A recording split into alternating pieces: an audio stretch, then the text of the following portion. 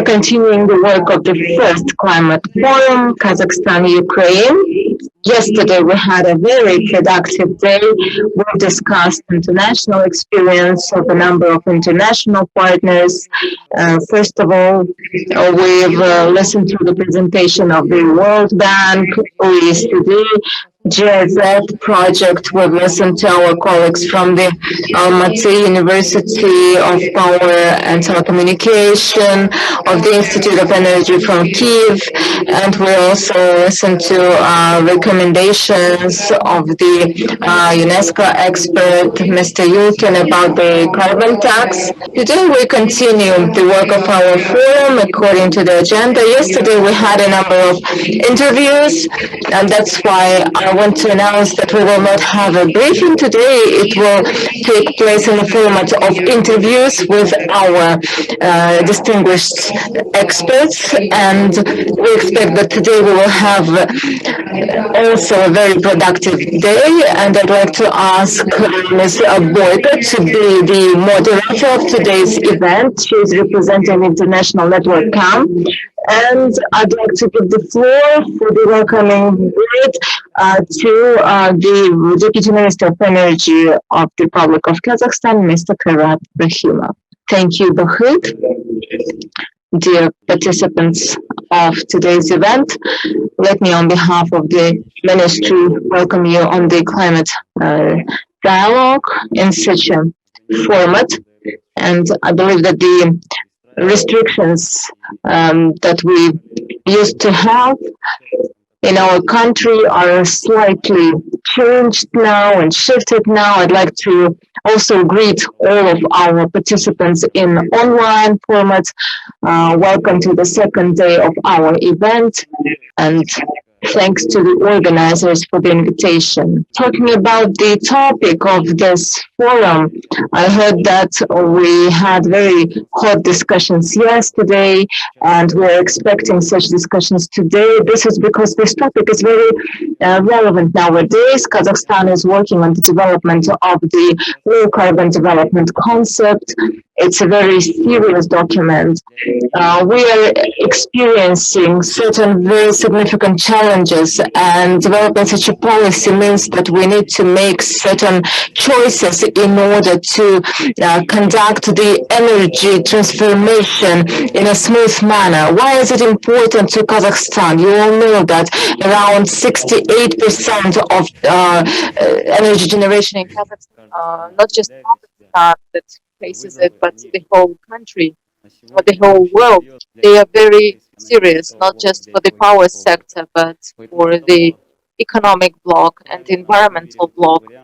And depending on which path we will select, many other factors will depend, and it will influence the whole population of the country. It's not a secret that Kazakhstan is being promoting the concept for transition to green economy. Starting from 2013, we have actively started this phase. The order was adopted on transition to green economy starting from 2018.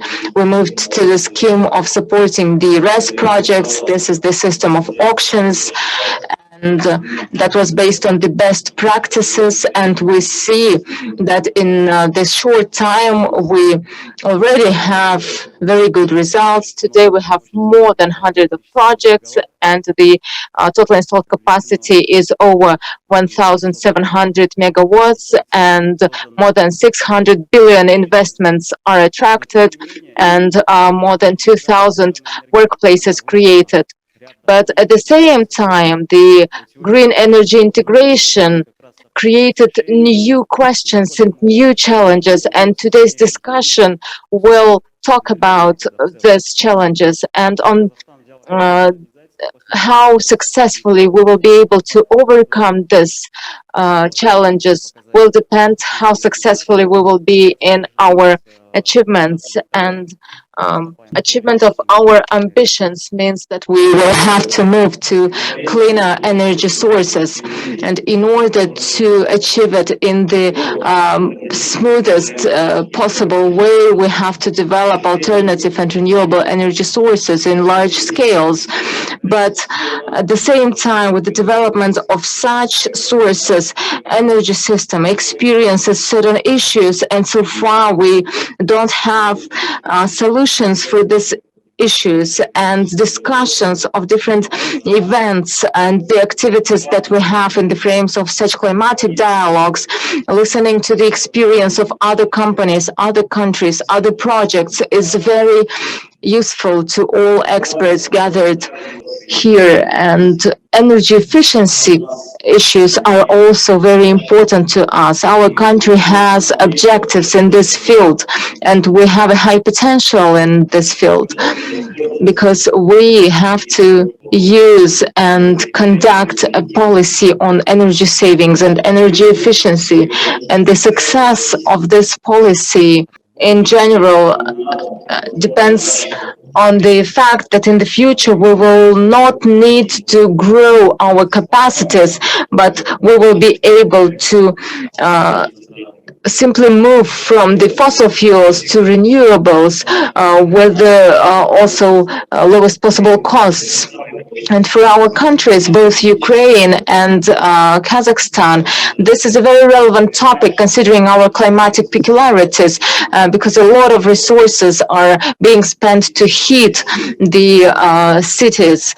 And there is a great potential in this area for both countries. I don't want to take more of your time. I'd like to greet all of the participants once again, and I believe that each of the participants will get some useful information to himself, herself, and that we will have very productive results of our climate discussions. I'd like to thank the organizers of this event. I think it's a very useful event. I'd like to wish health to all participants and success. Thank you. Dear participants, apologies for some technical issues. I hope you can hear me now. Many thanks, Mr. Rahimov, for your welcoming word. And now I'd like to give the floor to Jan Wachelberg, Climate Ambassador of Finland. Thank you so much. Excellencies, ladies and gentlemen, it is a great honor today. And I'm very happy to share some Finnish experience with our friends in Kazakhstan and Ukraine. I would say a few words on emissions reductions, Finance Minister's Climate Coalition, innovations and cities, as well as just transition. Finland aims to be climate neutral by 2035 and the first fossil-free advanced economy. We will achieve our goal by reducing emissions and strengthening our carbon sinks. Majority, namely 75% of all greenhouse gas emissions, come from energy sector due to cold climate, long distances, and energy-intensive industries. And I believe here we share very much the same characteristics with Ukraine and Kazakhstan. To achieve our 2035 target, electricity and heat production in Finland must be nearly emissions-free by the end of 2030. Finnish power generation is already 85% emissions-free, and the share is growing quickly with massive wind capacity production. Nuclear remains an important part of the energy mix. As a country of cold winters, heating is our Achilles heel. Approximately half of the heating produced with fossil fuels and peat. To combat this challenge, Finland has banned the energy use of coal by 2029 and is providing energy companies with incentives for investments to replace coal already by 2025. The use of oil in heating will be phased out by 2030. The transport sector accounts for about 1/5 of our emissions. We will halve these emissions by 2030 and target zero emissions by 2045. Land use sector in Finland is a total carbon sink. It produces emissions as well. The government is developing a comprehensive sectoral climate program with the aim to safeguard the management, growth and health of our forests, promote afforestation and reduced deforestation.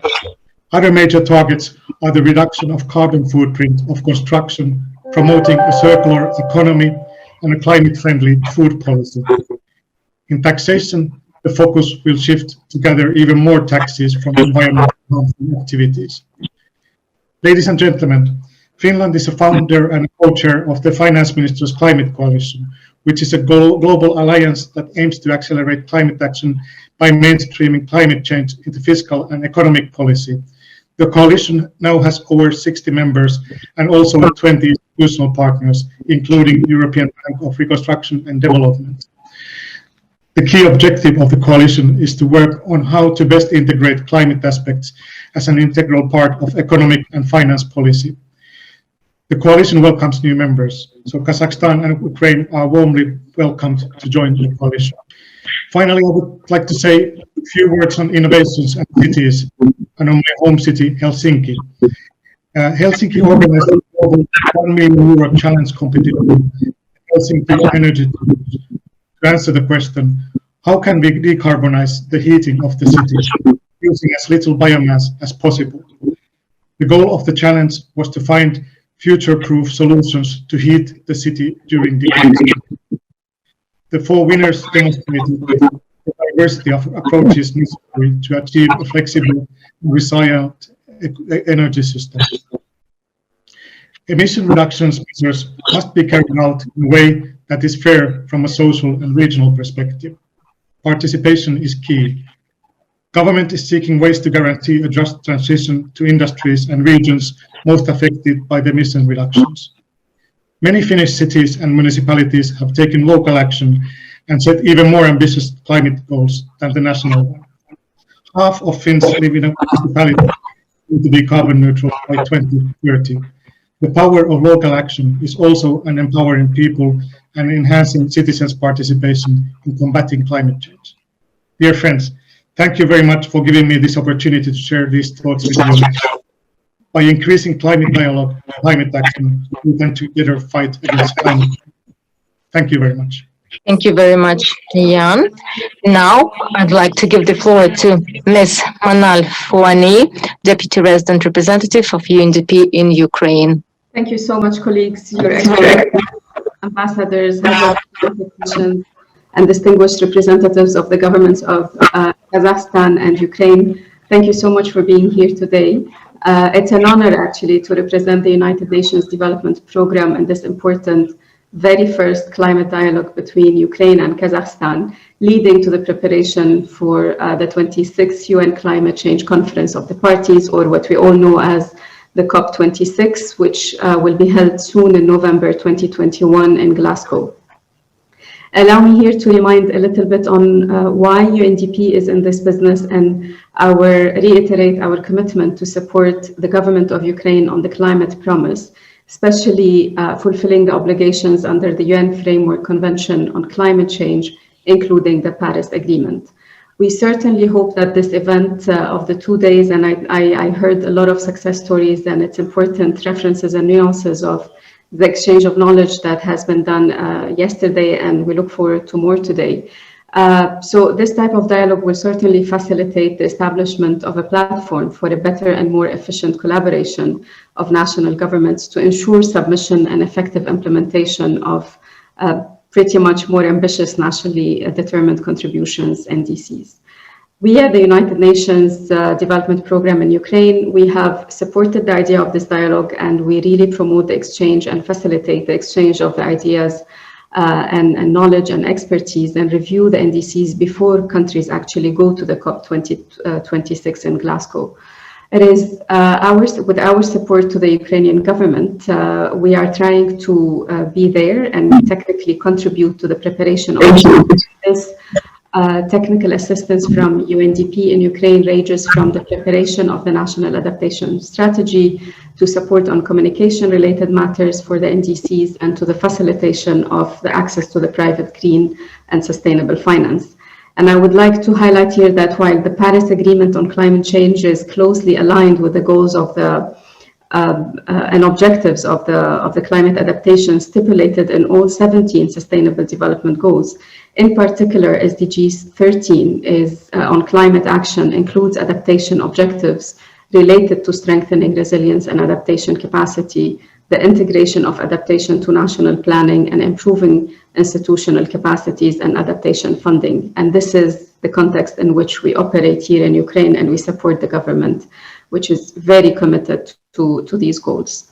A more ambitious, nationally determined contribution of Ukraine under the Paris Agreement will require, according to estimates, will require around 420 to 560 billion US dollars of additional financial resources by 2030.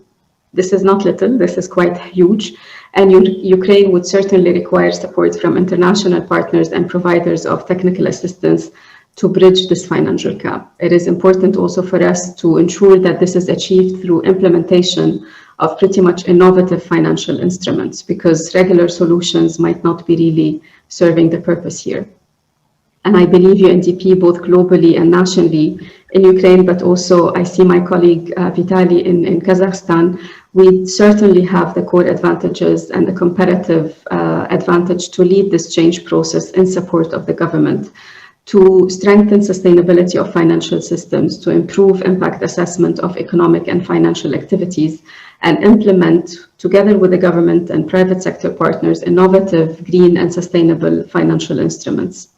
So to support the implementation of these innovative green financial instruments, like the emission allowances of green bonds, in Ukraine here, UNDP is working on two particular components. One focuses more on the legal framework improvement, such as looking into the EU Green Bond standards, looking into the EU Green Taxonomy, the association, of course, agreement with the EU. And of course, the second part of our support focuses more on the creation of appropriate infrastructure in the financial market. We're developing together with the government, who will be launching some time soon, a green finance calculator, in addition to many other initiatives. So in that spirit and sphere, I would like to appreciate the continued commitment of the government of Ukraine. They're not only leading on national, I would say, innovations, but also looking into now cross countries or across countries exchange of knowledge and expertise, and committing and respecting the international obligations in the area of climate change mitigation and adaptation.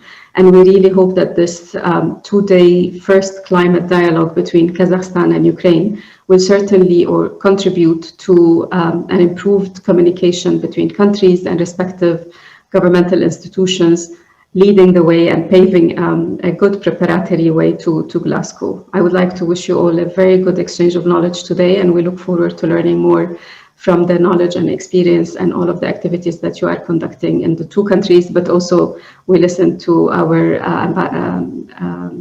minister from Finland. So a lot of learning is happening and exchange. Good luck. Thank you so much. Many thanks, Ms. Fani, for your welcoming word. And let's continue our welcoming panel of the climate dialogue. I'd like to give the floor to the Deputy of the Parliament, Zulfiya Süleymanova. Good day, dear participants of today's forum.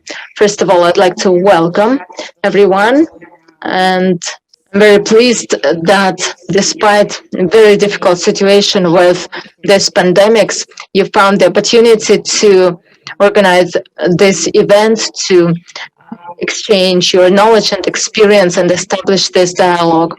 Indeed, the climate change questions are becoming more and more relevant in the international agenda and national agenda. And for Kazakhstan, this is one of the highest priority questions in our policy. And I'd like to cite the head of state, Mr. Kassym-Jomart Tokayev, who announced about the aim of the carbon neutrality achievement by 2060. This is a very ambitious goal for Kazakhstan, because apart from climatic measures, Kazakhstan will need to solve two additional challenges. First is energy security, that we will probably be discussing today as well. And second is ensuring economic development.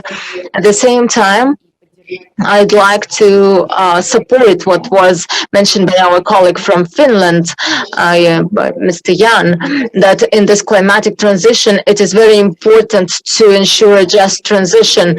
And when we say just transition, this is not just a fancy word, but such a just transition is supposed to be fair and just to those people who will be the most vulnerable and will feel this transition to low carbon development the most. So this includes people currently employed in coal industry, for example. That's why this transition to low carbon development should include additional measures in this transition process. It should not marginalize people. It should include participatory approach, and it should ensure that each person will find opportunities for themselves, so that we will not leave behind the most vulnerable layers of population. And we, being part of the lower chamber of parliament in Kazakhstan, Majlis of Parliament, are also focusing on this direction. And let me tell you a little bit about our program that our party announced during the election process. Maybe it's not very relevant, but I will say a few words. So we had our elections just in January, half a year ago, and one of the very important directions that we included in our program was decarbonization of the economy. And the big question is how this decarbonization will be conducted, will be implemented, and how will it impact the most vulnerable people. And when we talk about climate action, we shouldn't only say that one country or two countries will be able to fulfill the task. We need to understand that cooperation between countries is very important in this regards, and such dialogues like the one we organized today have very important role. And it's important to continue such dialogues, and they should happen not just between the governments of countries, but there are also platforms for inter-parliament interactions in climate change field, and effective involvement of parliaments of countries should also give a positive impact on the implementation of the climatic tasks that we have in front of us. Let me finish with these words, and I'd like to wish everyone luck and success, and I'm sure that today's dialogue will be very interesting and informative, and we will learn a lot from today's sessions. Thank you very much. Thank you so much, Mrs. Suleimanova. It's true, this dialogue is very first, and it's not the last climate dialogue between Kazakhstan and Ukraine. And let me give the floor for welcoming remarks to Mr. Vitaly Vremish, Deputy Resident Representative of UNDP in Kazakhstan. Mr. Vremish, the floor is yours. Thank you so much. Good day, and thank you for giving me the floor. I will be very brief, and I will speak English. Yesterday, I had the pleasure to participate and address the opening of the first day. That's why I'll keep it short. One of the participants in the meeting asked us to keep this introductory parts shorter, so that's why I'll probably be very brief. I wanted to thank Vice Minister Madam Suleimanova for really joining us and speaking about ambitious goals in Kazakhstan, who, if not members of the government and parliament, are the best ones to speak about climate and just transition. I'm very pleased about that. And about transition to clean energy, we fully support this. I would like to greet colleagues in Ukraine. Hello, Manal. Very glad that we're supporting this together. I saw also our friends in the Embassy of Kazakhstan to Ukraine. I'd like to greet again Ambassador Kaletayev and Sergei, with whom we've worked together on other projects which were very successful to promote sustainable development goals. And as a new development from yesterday, probably it's worth underlining the statement of His Excellency President Tokayev at the round table on extractive industries at a high-level event, in which he reaffirmed the path that Kazakhstan has chosen towards decarbonization, towards achieving carbon neutrality by 2060, and UNDP stands ready to support this ambition and to make it operational, to support the steps that will be undertaken by the government, the parliament and the civil society, together with the business, to achieve this ambitious goal.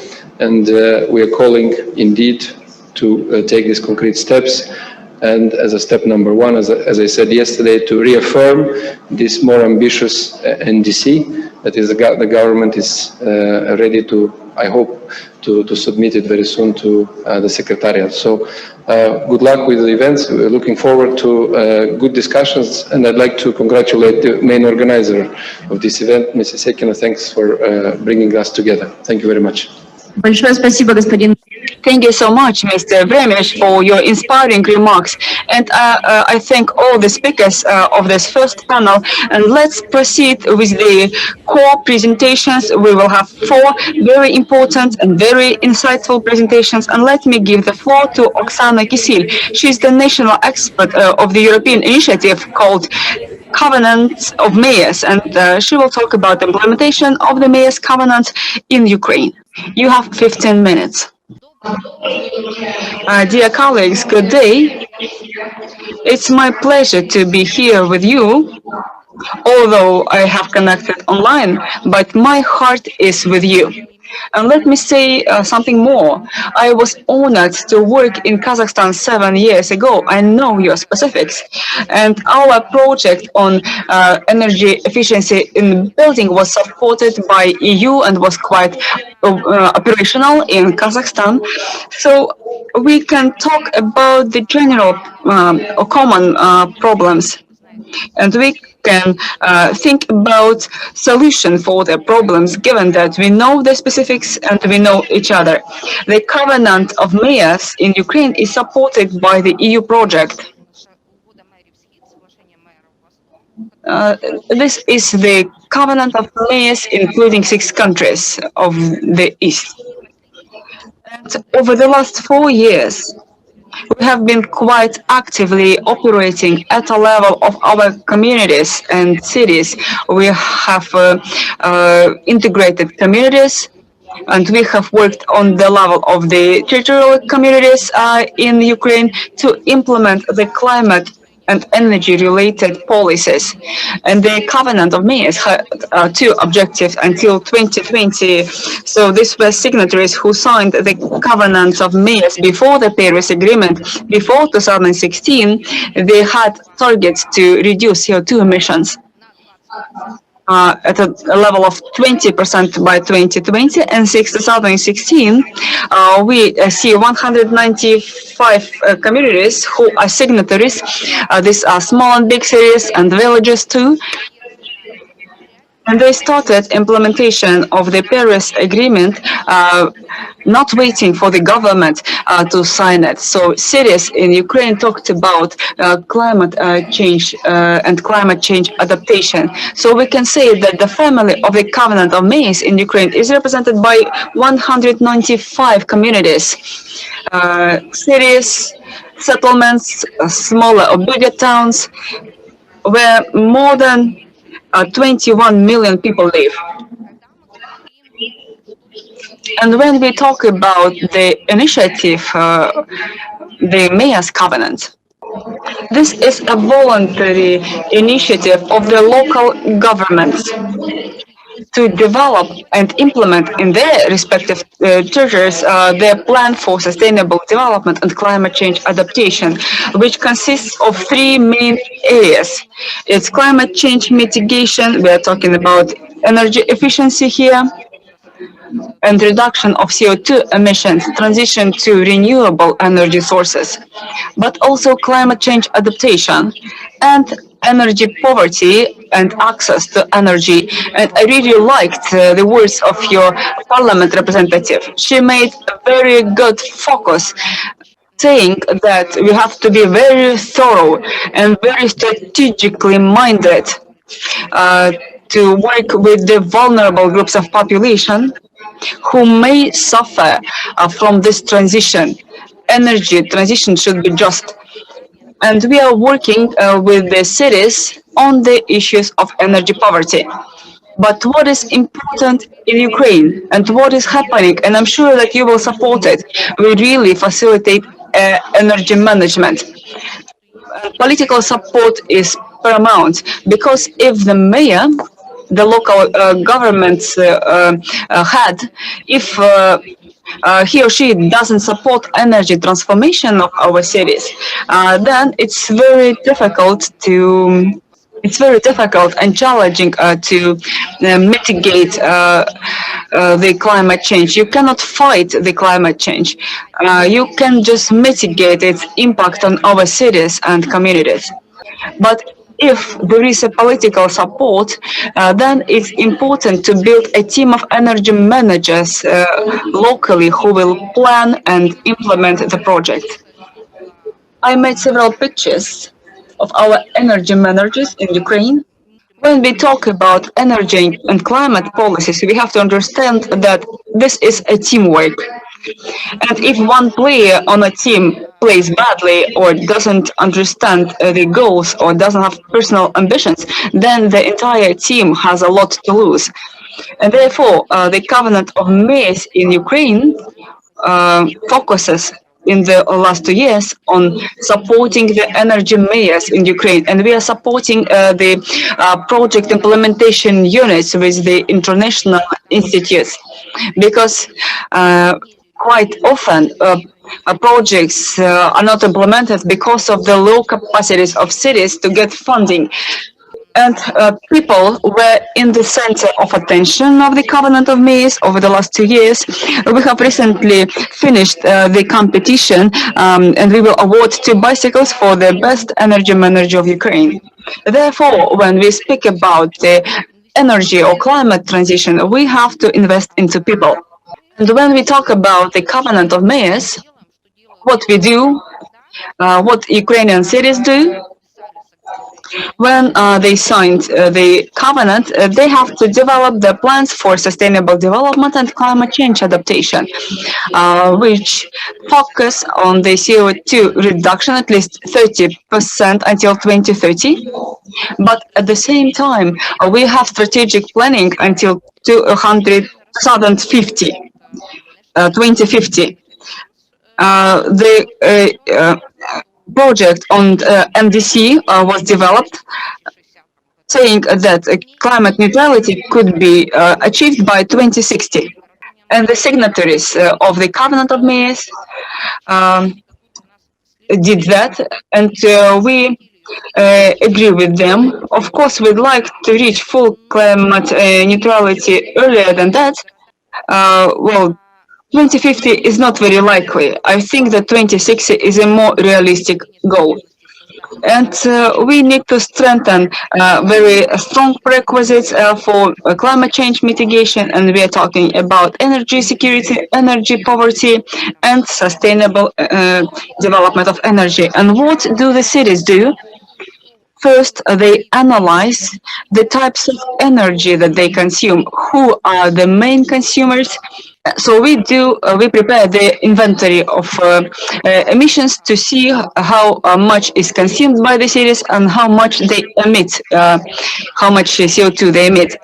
So we have the inventory of all the buildings, no matter if this is a commercial building or governmental building or residential building. We have to analyze all the buildings in the community related to transport, industry, wastes too, and of course, generation of energy. And if we have a look at our achievements and what we have in Ukraine, currently, we are very actively engaged in climate change mitigation, thanks to the support of international financial institutes and thanks to the law that helps us to use ESCO energy service contracts, which enables private businesses to manage their institutes.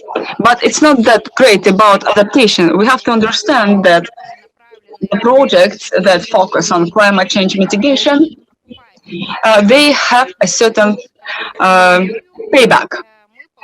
Let's say we saved energy and we got the economic effect, but for adaptation, it's still difficult. We have the financial sources from the government only, or local budget, or grant assistance. But the international financial institutions, let's talk about them on the next slide. They are starting to talk about the fact that the projects must include nature-based solutions. The European Investment Bank, starting 2021, will not finance gas-related projects. They accepted a concept that says that all the projects that they're going to fund at the level of cities and communities will have to be targeting the reduction of CO2. They must be nature-based solutions. They must be environmentally friendly, and there shouldn't be any gas or coal. So they will finance green energy only. And now we are trying to change the mentality of our cities in terms of project planning. We are moving away from the gas project, and we are switching our cities to green energy. Therefore, please keep in mind that this transformation of the thinking so that people plan environmentally friendly projects. This transition is still taking place in Ukraine. Over the 4 years, just few people started to understand this concept. It's all about the money. Now, let's talk about the adaptation. Even during this forum, we talk about CO2 reduction, we talk about carbon neutrality, but let me highlight that climate change adaptation, well, climate change itself, this is the biggest challenge for our future. If we have a look, what will impact our economy? Natural disasters, poor preparedness for climate-related events, biodiversity reduction, water supply crisis. In Ukraine, in 2030, we are expecting the drinking water crisis. I think Kazakhstan is already facing it. Therefore, in Ukraine, thanks to our Ministry of Natural Resources, we are focusing a lot on the risk assessment and vulnerability assessment of our cities to climate change. We are analyzing what is happening to them. And what is happening? Zhytomyr example, with funding from the World Bank in the amount of 20 million USD for water treatment facilities and sanitation.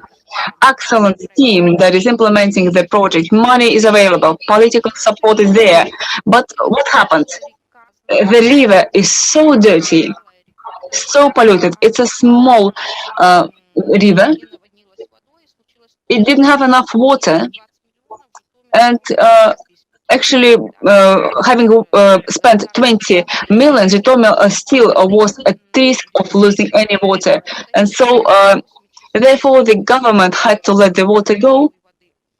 But there was a problem with drinking water. Therefore, when we talk about transformation and CO2 reduction, we have to think, okay, we planned the CO2 projects, it's great, but what are the climate impacts? What are the climate risks that could impact our project? The example of the Vodokanal, when the climate risks were not taken into account, so the project could waste 20 million and still be short of drinking water. And therefore, climate neutrality, CO2 reduction are important, but on the other hand, we have to think about the challenges, which are climate risks. That's what Covenant of Mayors does at the level of the cities. We have successful cities, we have successful projects in Ukraine, and we do have innovative projects that we can share. And we work more on water and sanitation, on buildings and support of buildings, switching boilers to alternative energy sources.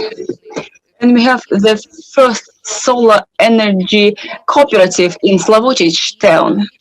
But what is lacking at the level of leadership of cities? We are lacking the understanding. If we don't start thinking about climate transformation and climate neutrality now, cities will lose their infrastructure and cities will lose their citizens because cities will not be adequate for living. Because if there is no water supply, then people will leave the cities. Now I recall the words of the expert who passed away, but I remember his words for many years. Maybe they will benefit us all. Soon our cities and communities will differ by the sustainable infrastructure in the cities, and where the mayor is progressive in climate and energy. And I wish all of us progressive and innovative mayors in cities and leaders of the country, then we'll be 100% climate neutral. Thank you so much, Oksana. Yes, the role of cities is very important, and we hope that this importance will only grow and we'll have more opportunities in Ukraine and Kazakhstan. And if there are any questions, you can ask one question. We have time for one, just 1 minute. Does Kazakhstan have any questions? Okay, then I'm happy to invite the next speaker, Alexander Belly, manager of UNDP project, UNDP and Jeff project on sustainable cities. Alexander has joined online. He will talk about incentivizing private investments in low carbon city projects. Thank you very much, the participants of the forum. Let me thank you for the opportunity to speak on this very important event, and I'll try to be very brief, talking about the experience of UNDP projects in Kazakhstan that we're currently implementing jointly with the government in order to attract private investments to the low carbon projects in the cities. And in the beginning, I'd like to note that in Kazakhstan we have very cold climate, like our vice minister mentioned in the beginning. And on this slide, you see very interesting information like degrees per day. And this is an indicator for heat energy. And this indicator was used for many cities in the world compared to Kazakhstan. As you see in red, there are 3 cities that are highlighted as capital, Nur-Sultan and Semey and Kamennogorsk. They are in red because they mean that there is a high need, high demand for heating the buildings in the cold periods of times. And there are problems when we talk about low carbon development. We most of all think about heat consumption of the buildings, and there are certain problems that are probably present in Ukraine as well, as the majority of the housing fund and the buildings in general were built at the same time when we were still one country, and the majority of problems are the same. This is the low heat protection of the countries, and these are heat losses and non-regulated heat consumption. And part of the housings still don't have special appliances for measuring the heat and the counting for heat. Many of them are now updated, but still many of them don't have such special devices. So probably we have some similar problems, but one problem is different. These are tariffs for heat energy, and tariffs in Kazakhstan are quite low. So for example, the cost of heat energy in Nur-Sultan is $7 per 1 gigacalorie. That means that the invoices houses for people of a regular family is not more than $6 to $10 per month per heat energy. This is very good for owners of the houses or flats because they don't have to pay high amounts, but this also means that we have low heat protection. On this slide, we are showing the needs for upgrading the infrastructure. We're not only talking about the thermal modernization or thermal upgrade of the housings, but this also includes other engineering networks and communications. So we have around 2 million of private constructions and around 28,000 buildings of budget facilities like schools, kindergartens, hospitals, and so on, which 70% of which do not follow the requirements, and they require activities on energy efficiency in order to save energy and prevent additional emissions of greenhouse gases.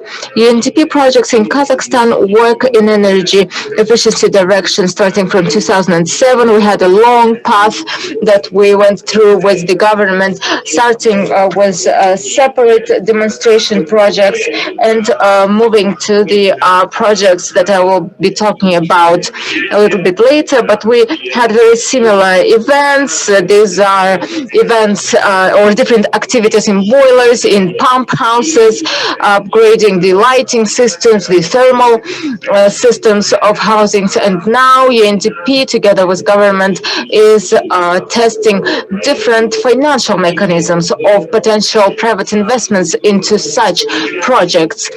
And we try to analyze who could be the recipients of such support, of such subsidies for our financial instruments that we have developed and tested. I will not be going into details. Participants can get the presentations and read about it. And I will move to the description of financial mechanisms themselves. So I mentioned that we have very cheap energy in Kazakhstan, and in order to motivate owners to conduct certain activities or take certain actions, the government is thinking about the incentives. And the previous speakers mentioned energy service companies, which were tested in Kazakhstan with support of UNDP in 2009 with the use of grant money. And today we have a full-fledged ecosystem of such companies that are playing the more important role in energy saving promotion. And for them, we've developed such an interesting instrument. This is subsidizing the percentage, the share in the tariff. We're supporting such sectors like heat supply, water supply, lighting and heating in the houses, apartment houses, and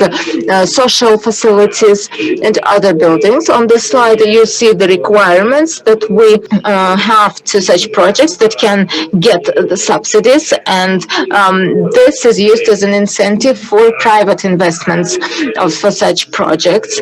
So the support that can be provided is 10% subsidies for the loan investments, bank loan investments, and only loan is subsidized. So the investor can use their own capital, but their own capital is not subsidized. Only the loan interest is subsidized, and also support up to 350 million tenge. So maximum amount of the loan could be not more than 350 million tenge.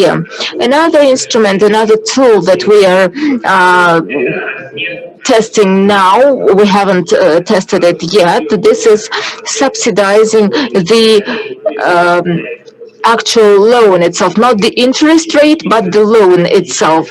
And when we talk about the green energy projects, these projects are subject to such subsidies.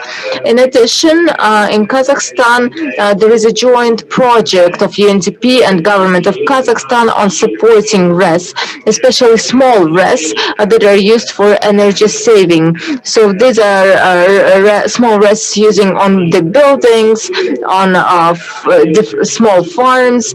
And on the slide, you see the sectors that are supported and installed capacities that are supported, and who can act as the implementer or executor of such project. This is either an owner of the facility or a specialized service company. And the interest rate is subsidized 10%, and the loan can also be supported if the interest rate is more than 16%, and the maximum loan amount is 350 million tenge. And the second tool for RES support is subsidizing the main loan amount, and up to 25% of the amount of the main loan can be subsidized. I also wanted to show you the examples of successful projects that were subsidized in Kazakhstan. So this is one project. This is like a guest house, the name of which is Paris. This is the private guest house where the owner received a bank loan himself, and he used energy saving technologies and renewable energy sources. And with the subsidies, they reduced the costs for their activities up to 30% per one guest place. And the interest rate for their loan was subsidized, and he will be able to repay for his loan in 3 years. So this is a very positive impact. Another project in Kostanay, automation of heat consumption of the education facility in Kostanay. This is a university, and it's a small project. Investment is also only 3.5 million tenge. This is a very small amount, but the impact is very significant. And as for our information, this project had fully repaid the loan, and now they are free in their actions, and all the savings now are used by the owner himself. We also have projects to support apartment houses where the owners of apartments they initiated such actions, and they found the energy service companies, and they concluded agreements with them. This is quite difficult because we have in such apartment house we have around 80 apartments, which means many owners, and the managing company is acting as a trusted party on behalf of the owners, on behalf of people living in this house, to sign the contract. And we tested the mechanism of factoring, that the liabilities were bought from the bank, so that the deposit that should be kept in the bank was not required. Another project is project on gasification. We mentioned that we don't support gasification projects, and in Kazakhstan we are moving away from such projects, but the government has ambitious goals on gasification. That's why we still have gasification projects in our portfolio.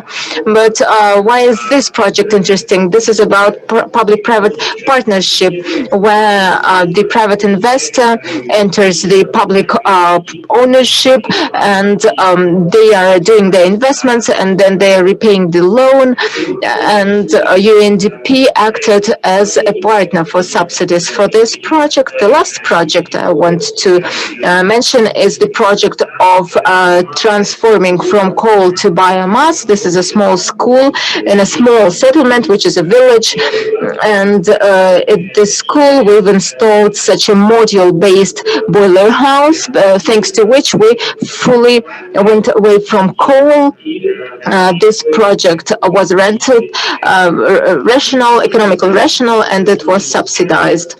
And the last slide, I was asked to include this slide. As you know, in Kazakhstan, we have an internal system for trading the quotas, the allowances in Kazakhstan, and the government wanted to see the information about this benefit. So they collected all of the savings and they're trying to sell it on the market. They developed a roadmap for participants. They selected a project in Pavlodar Oblast with 5 schools that were transferred to more effective heating thanks to the more energy efficient boilers. And we've conducted work on validation of the design documentation and the verification of emissions of greenhouse gases. And in February 2020, in November 2020, we've prepared a deal for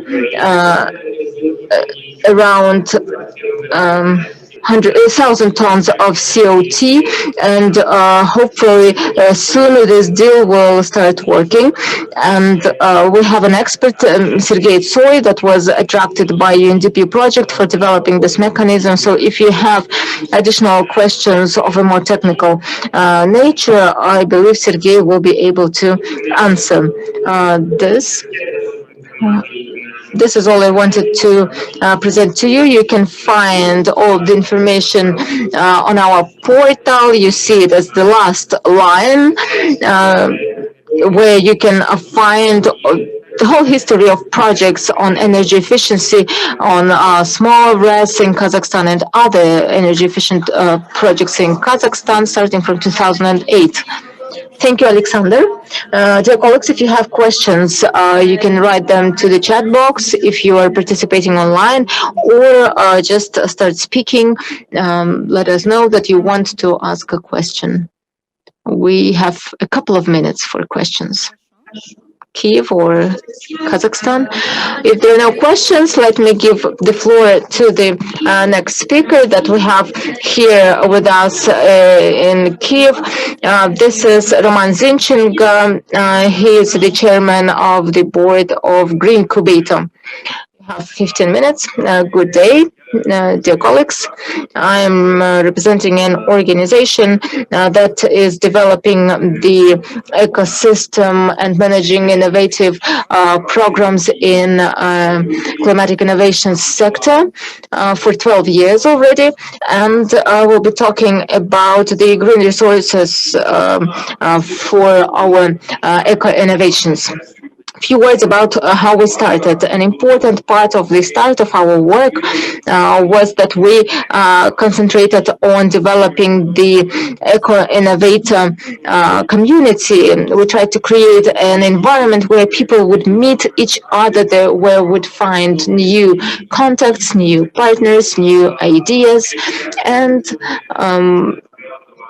as a result, these projects that we've created starting from 2009 became the platform for creation of many projects in eco-innovation. So our projects like Tesla Camp and eco-innovations became an important part of how the ecopreneurs society was developing in Ukraine. And this is an important task for us to continue working in this field, but we are moving to a new level now. So this movement started new businesses and new social initiatives, and it always was supplemented by the happiness of meeting new people and new contacts. And an importance of the development of eco-business is that we need to help them to be together, and we have to create opportunities for people to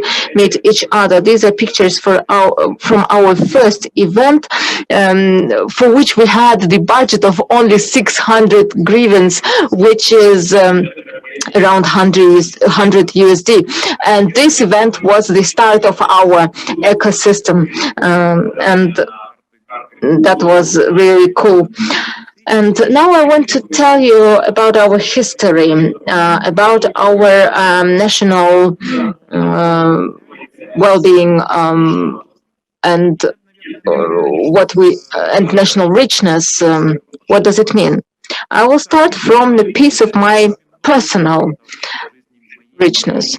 And my personal richness is this tree that I can see out of the window of my house. This is a tree where my daughter finds different birds and looks at them. This is the tree under which we have different plants, and this is the tree we have birds that are singing in the morning and waking us up. This tree is influencing our mood and it's influencing our well-being. And when we talk about richness, it is supported by many factors. And let's also talk about what makes us lose richness as people, as society. So I'll show you another picture that was made not far from my house, 120 kilometers from my house. This is the picture made in the fifth block of Chernobyl nuclear power plant that was not completed. The building of which was not completed, and this picture is made in memory of doctors that suffered and that worked with people who suffered from Chernobyl accident. This picture shows us that at certain time we realized how much welfare was destroyed just in one time, in one moment, and how important is it to try to protect our society, how important to protect our richness. And Aral in Kazakhstan, for example, Aral Sea is also one of the examples. So our ideology is that we work for those people who create this richness of the country. And we believe that this richness is created by entrepreneurs. And our goal is to support eco-entrepreneurs so that our national richness will be created with not destroying the nature resources, but actually making it better. Our richness is not in billions of USD. So far, it's only millions, but we want our richness of our eco-entrepreneurs be mounted in billions, and hopefully in the future it will be possible. We started active entrepreneurial programs 7 years ago. You see the picture from one of the important partnership project, Climate Launchpad, that we are delivering, and this program helped to start many interesting innovative projects that are working in Ukraine. And some of these projects are quite well progressing. And for us, it's a great joy to see how entrepreneurs give the new growth points for the economy and for the economic progress. In 2017, the graduate of our event, EFA team, was a winner. And several months ago, it announced the attraction of investments, $500,000 USD. And EFA is doing, is handling a problem, an issue related to 3.5 tons of toothbrushes in the ocean. So they take this plastic out and they are manufacturing the toothbrushes for air companies that are fully dissolvable in the environment. And it was great to meet Ilya in the gym, and then he and his team created such collaboration, working with the hotels and other industries. This is a success story, and we also love other entrepreneurs in Ukraine, like Go4You, a company that helps to charge the e-vehicles. by installing the e-charging facilities in the locations that never existed before. It's a great honor to see how our graduates, entrepreneurs win international competitions. And my brother Andrei and myself, this helped us to get the Stanford Bright Awards for the environmental sustainability. And let me mention the other project led by my brother. It's called Sunny City, to establish municipal solar cooperatives in Ukraine and other countries. And the first sunny or solar city was a cooperative for more than 200 kilowatt of solar energy by the plants, which have more than 90 independent investors. So it was built in Slavuchich, the nuclear town, which was built after the Chernobyl nuclear disaster. And we are having a new life now in our incubator. For a long time, we have been the initiators and enthusiastic place of enthusiasm, but we also created the program called Empowering Climate Innovators. This Sunday, we will stop accepting applications on climate innovative vouchers. Grants up to 50,000 USD will be given to the developers of Ukrainian green technologies, and not Ukrainian only, because several weeks ago we launched the same program in Belarus, and we are preparing ourselves for the Georgian market, because the climate vouchers is the project initiated by EBRD and financed by EU to make it go forward. And our richness is the richness in our entrepreneurs.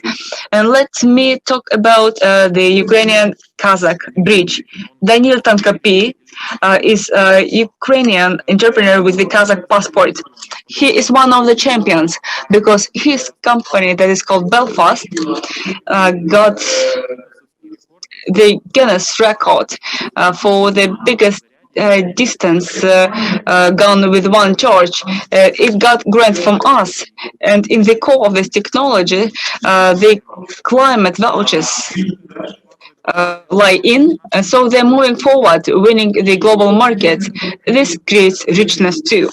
And another moment I'd like to talk about that the structure of richness in green economy is changing. It attracted 3.5 million USD through crowdfunding. So it's not just one, two, or three, or hundreds of investors who invested in the production of green bikes.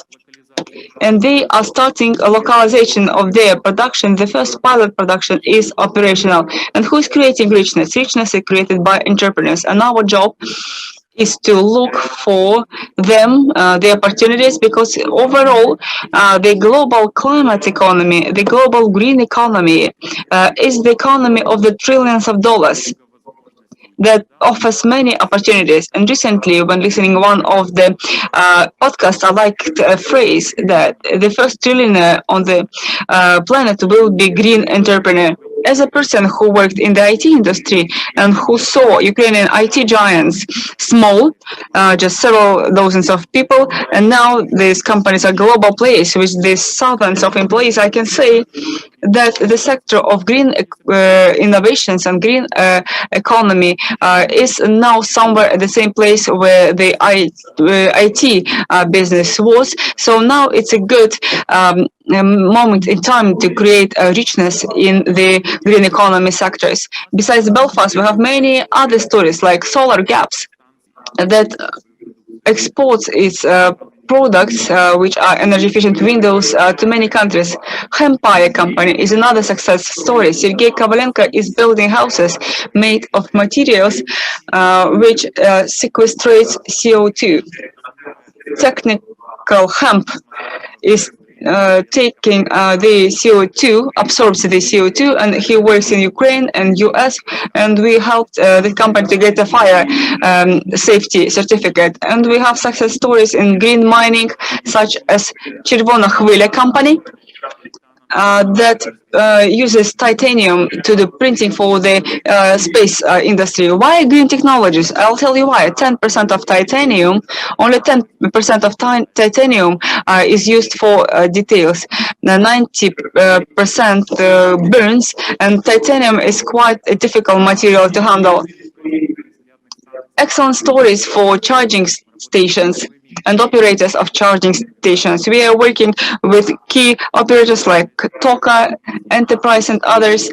And we have Ukrpochta story, a big company that now uses software for the management of energy efficiency in buildings and energy efficiency in its branches that was obtained via the grant climate vouchers too and go to you that expands its market and launched new businesses thanks to participation in two programs, Climate Launch and Climate Innovative Vouchers.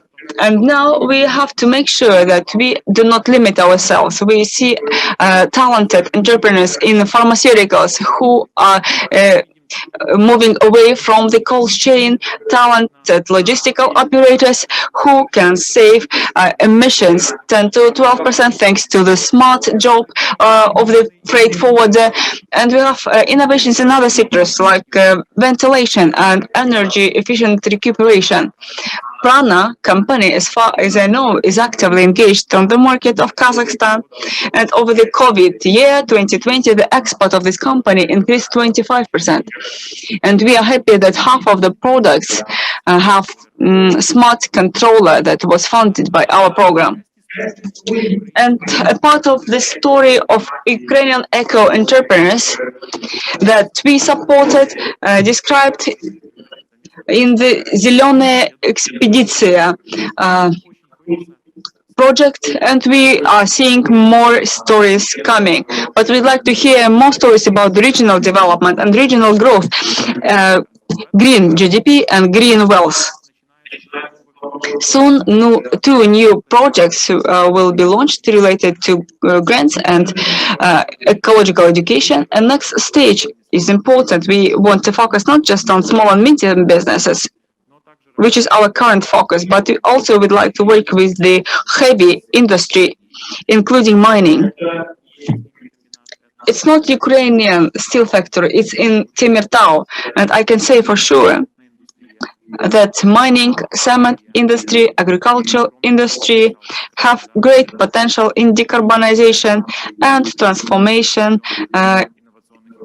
into green innovative players, because problems in the sectors are huge, and every time when we handle a big problem, you create the opportunity and you make the life better for many people. Therefore, our next stage is corporate sector. We will work with the corporate sector programs, including big players in these sectors. And I can say that together with our colleagues from the International Center of Green Technologies, we are launching a new project that will help entrepreneurs. The contract hasn't been signed. We will not speak about the project now, but it is coming. Let me thank you and let me wish you more green richness to be created by our countries and more collaboration for the benefit of green GDP of our countries growing, and entrepreneurs, businessmen are key to achieve that. Dear Roman, thank you very much for your inspiring presentation and examples. We hope that decarbonization and green development will reach big industry very soon with your help. And dear participants in Kyiv or Kazakhstan, your questions, please. Any questions to our speaker? My question is not to Roman, but to the previous two speakers, to Oksana and Alexander. To Oksana first. We have two questions in the audience. The first question is about, how can Kazakhstan join the Covenant of Mayor 2? You know that in Kazakhstan, 7 cities signed the Covenant of Mayors several years ago. Maybe 7 or 9 cities, 9 cities signed the covenant, but the project was over. Everything stopped. Money ran out. So what about the second phase?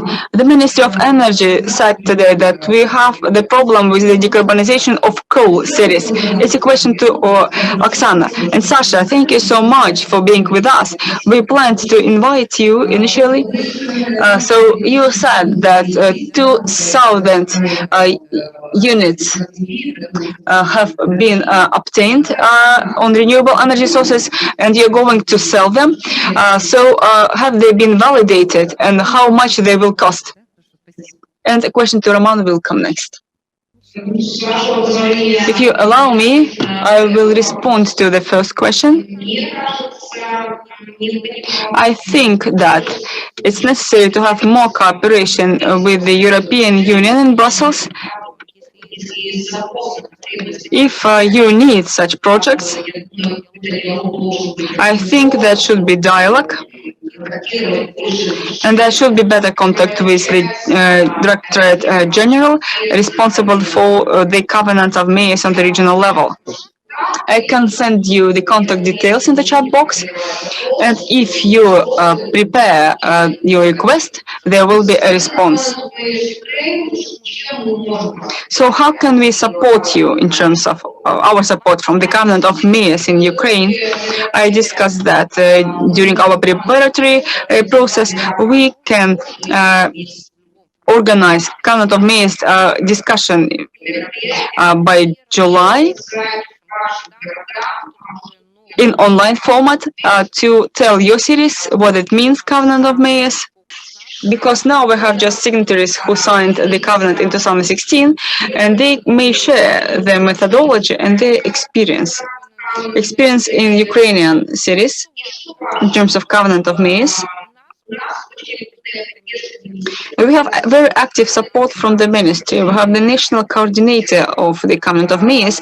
It's the Ministry of Development and Ministry of Environmental Protection and Natural Resources. If you prepare the request at the level of the EU delegation, they will continue a dialogue with you. So Ukraine is open to any format of event regarding the Covenant of Mayors, but before July, because our phase is finishing in July. So we're ready to share the experience. And I know the problem of transformation of coal cities, coal-producing cities, and the same problem exists in Ukraine. So we can talk about it later. Thank you so much, Oksana. Could you please send the contact details into the chat box? If you have any contacts with Brussels, and speaking of this Covenant of Mayors event online, let's try to organize it. Let's work with our Akimas former signatories, because they're still signatories. They just don't do anything. Thank you. Thank you so much. Let's keep in touch. Second question to Alexander Belly. Thank you, Bahit. Yes, really, in the law, we have all the norms, all the provisions to do such transactions that you mentioned. We have finished the entire cycle of the no objection procedures with the Ministry of Economy. We validated the reduction units.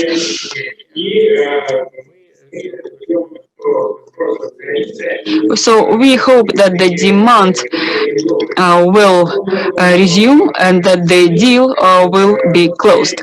And in terms of price, in 2020, Sergei is saying me that it's €1, but the price is quite low, but we have what we have. So we will watch it carefully. And we hope that by the end of the project, we will close the deal, and then we'll share all the details in the expert networks and in mass media. Just one comment, Bahit, you said that these are emissions from green energy. No, this is energy efficiency. It's not renewables. But maybe in the future we can have a project on small renewable energy sources. Thank you, Alexander. The policy of Kazakhstan in terms of renewables should offer more opportunities, because 3% has been achieved by today, and we have new objectives.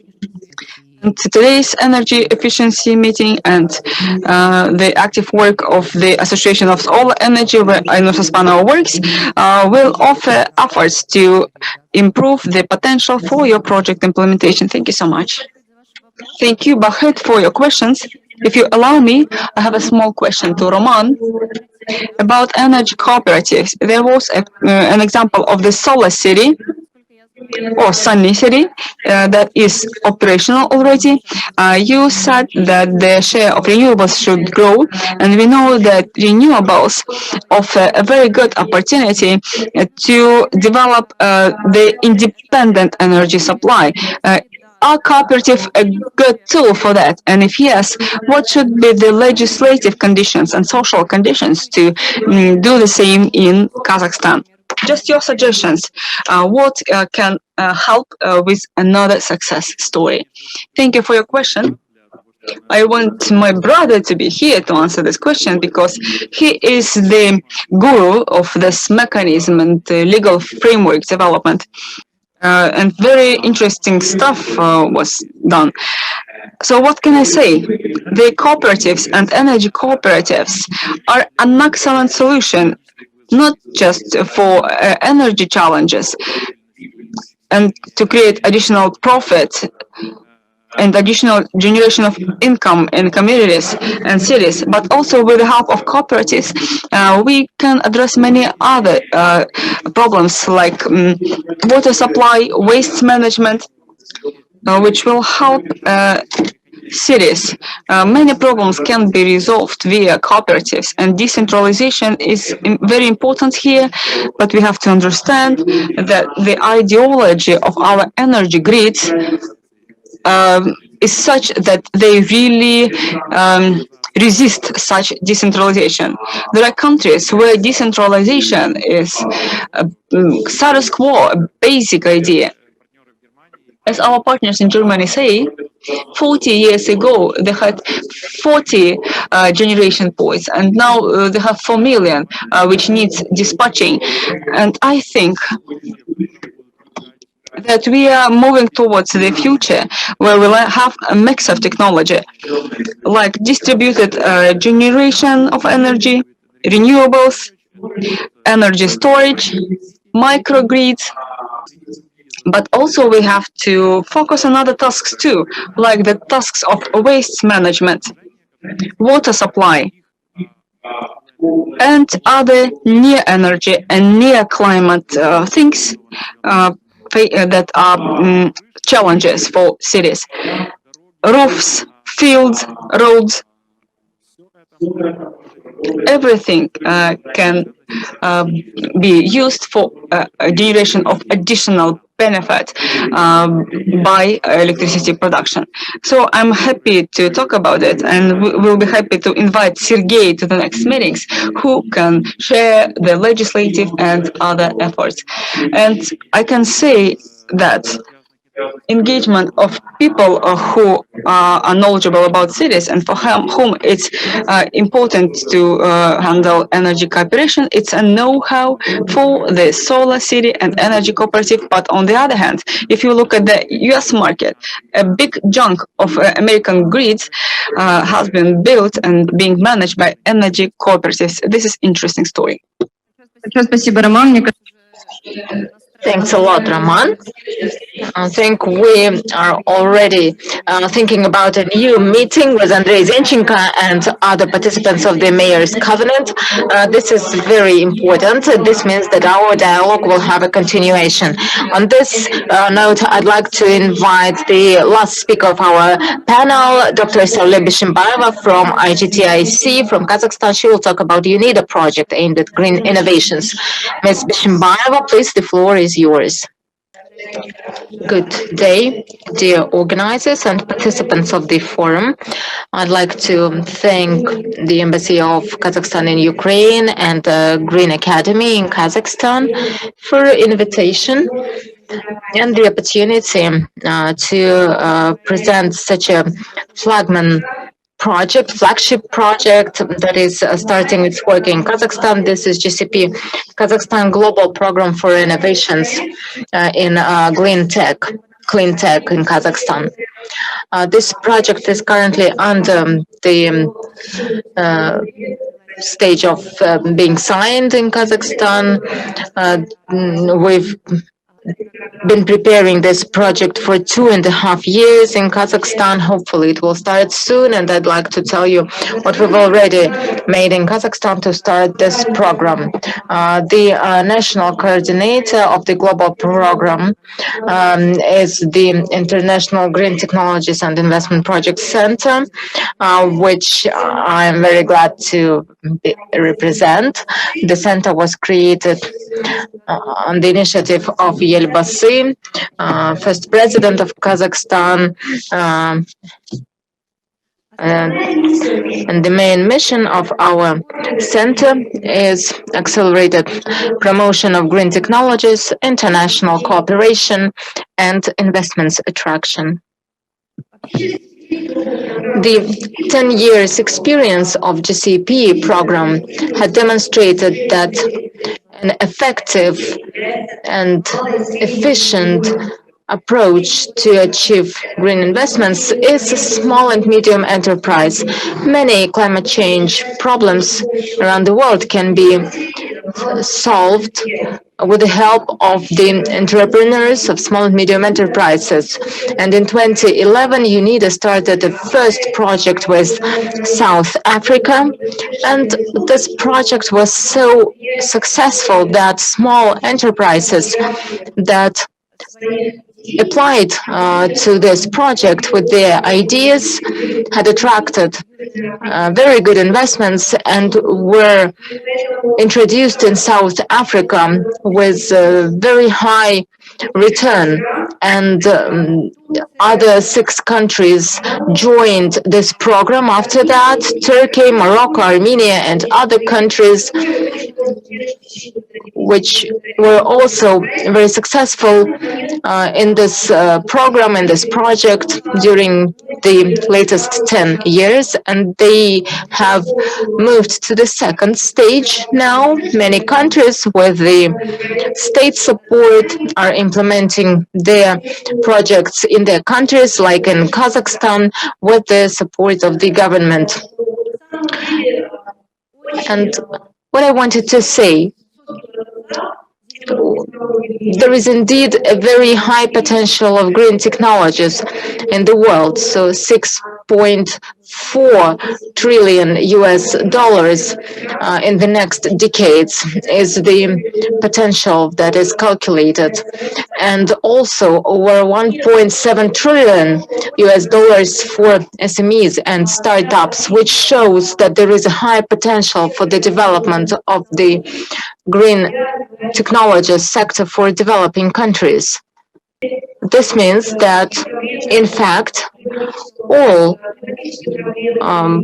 climate problems and energy transition problems can be solved with the help of the small and medium enterprise in the GCP countries, and entrepreneurship can solve all problems and tasks for sustainable development.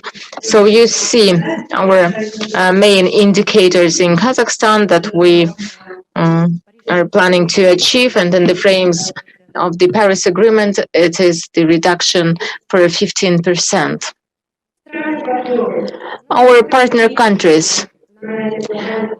So you see that on this global platform, there are more than 15 countries already, and the goal of the whole global platform, which currently covers 15 countries, is to support introduction of the private sector in clean innovations in the global scene.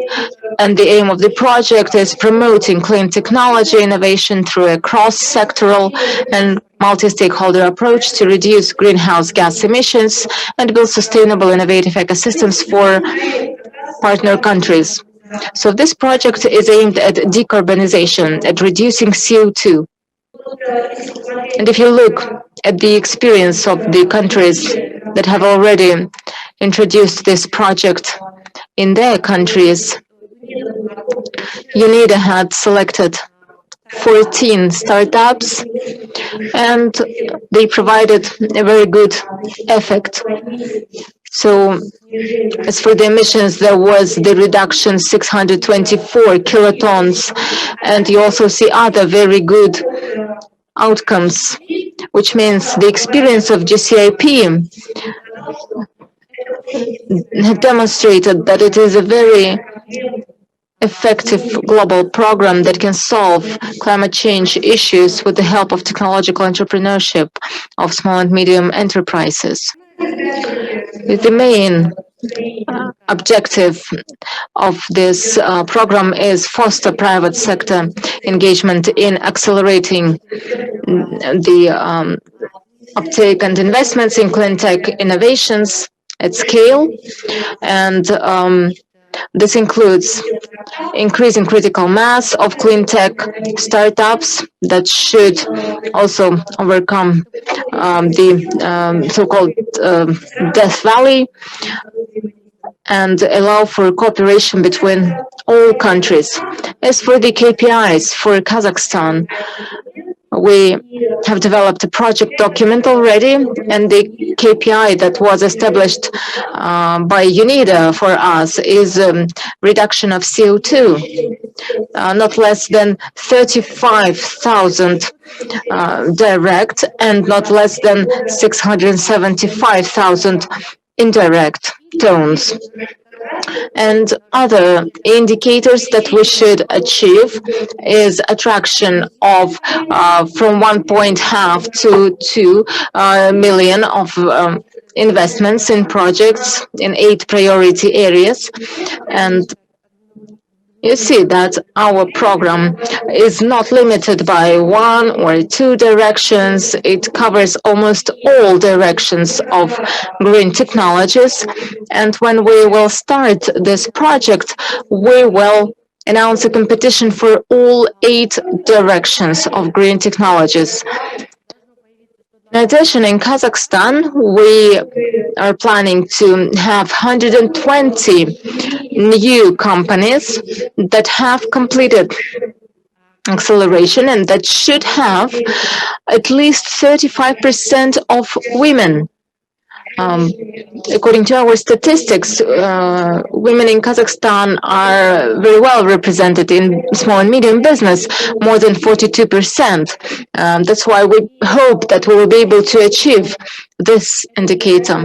And with the help of this project, one of the KPIs is 75 new technologies that will also be adopted in Kazakhstan, and 6 to 7 technology brokerage events, and from 5 to 6 enterprises, which we can also move to expert. As for the technology brokerage, is a new initiative that we're introducing in Kazakhstan. Previously, such experience was not used in other countries. So this will be our technological conclusion that we will be able to make. In order to make our GC successful, we have a very good potential in Kazakhstan for that. If we review the dynamics of the patents growth in Kazakhstan, the number of protective documents, green documents, is growing.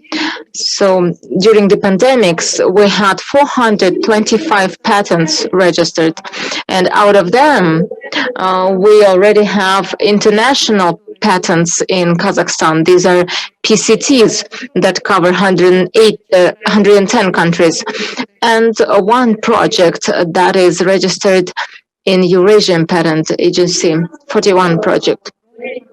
And starting from 2017, in the frames of preparation to Expo 2017, we had a very good norm that was developed, which allows an accelerated mode for registration of green patents. This is a very good opportunity for Kazakhstani entrepreneurs to register their patents and protect their intellectual ownership, and then move further on to apply for PCTs or Eurasian patents. And on the next graph, you see that despite the very high innovative potential, which means that we have different research and studies and patents registered, but the number of enterprises with environmental innovations is going down from year to year.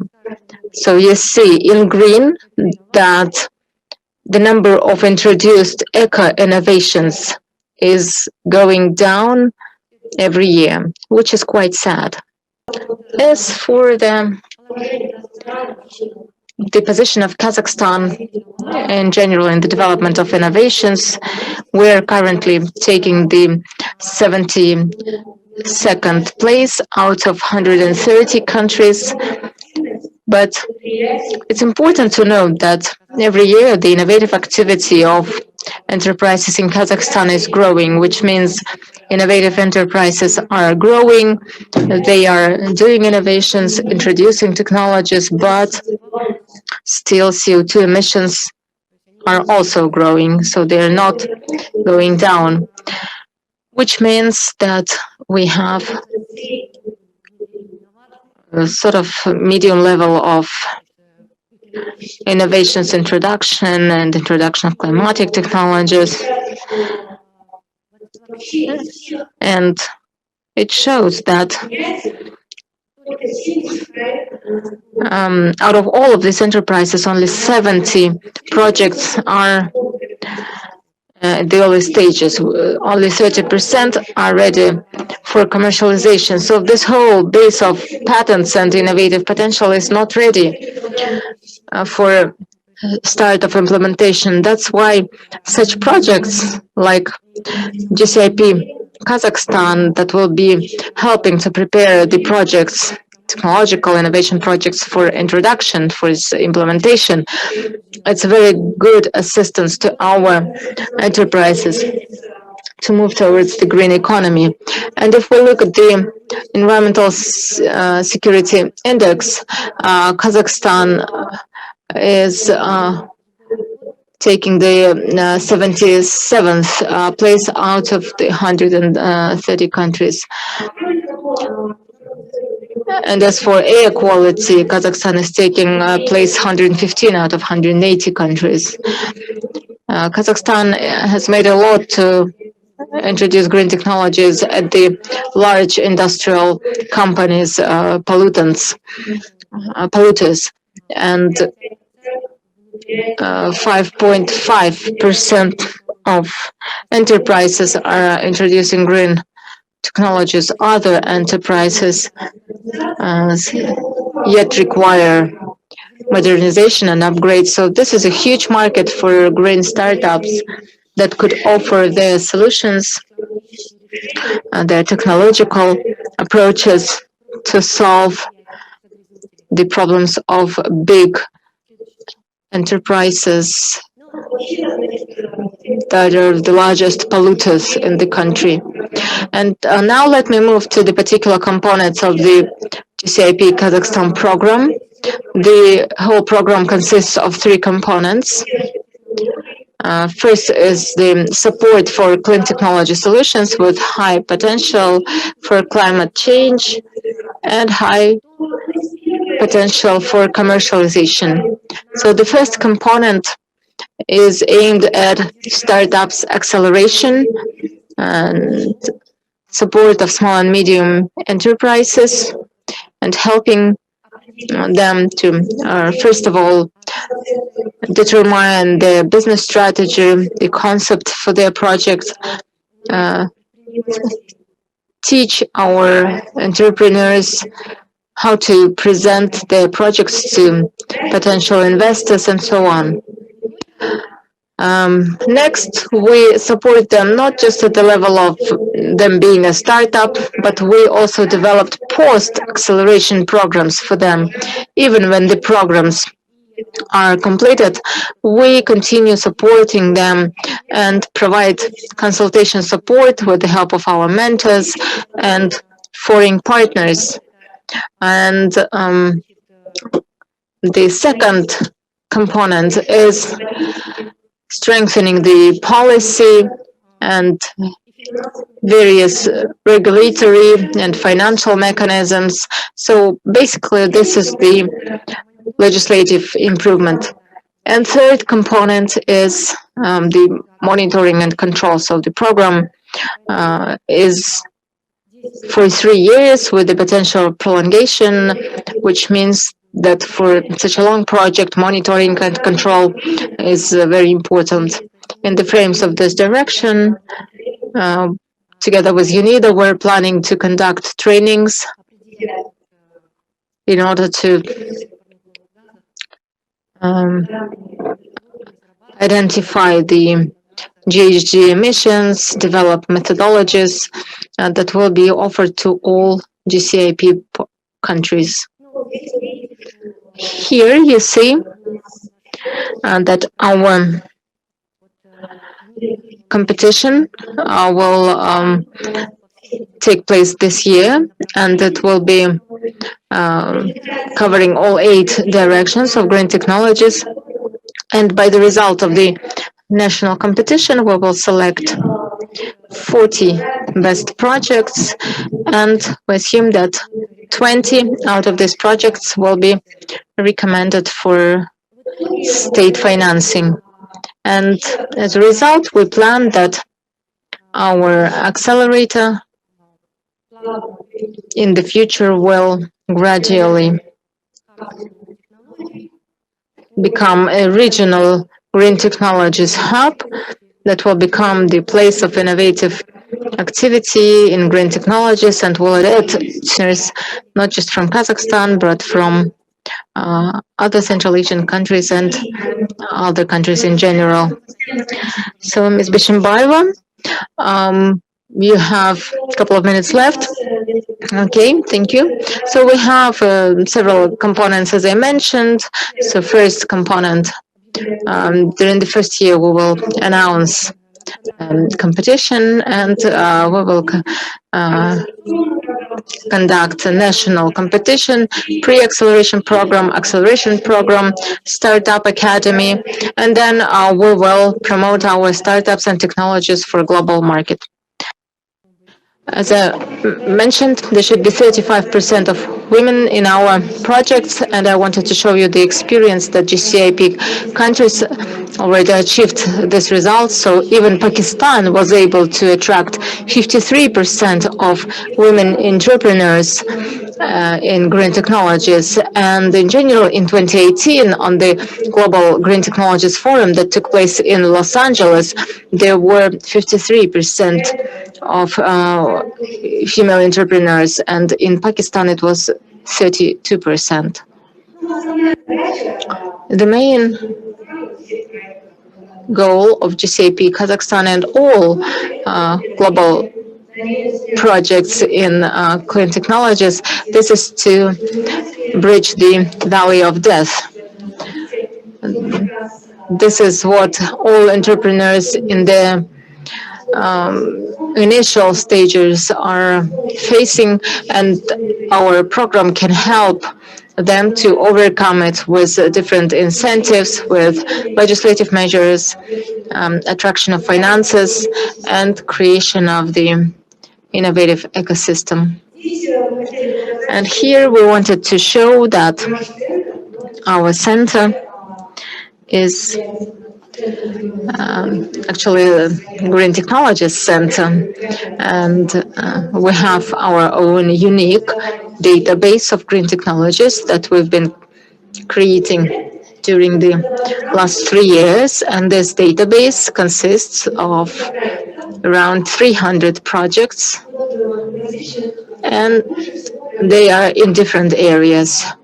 The majority of them are in climate smart agriculture and projects in renewables. And this database of such projects will serve as a database to be used in our competition announcement. And all of these entrepreneurs in this database are potential applicants for our GCIP program. The main thing we achieved with UNIDA, we've conducted an analysis of demand and supply in Kazakhstan. We've requested information from our industrial enterprises and Samruk Kazananational Foundation.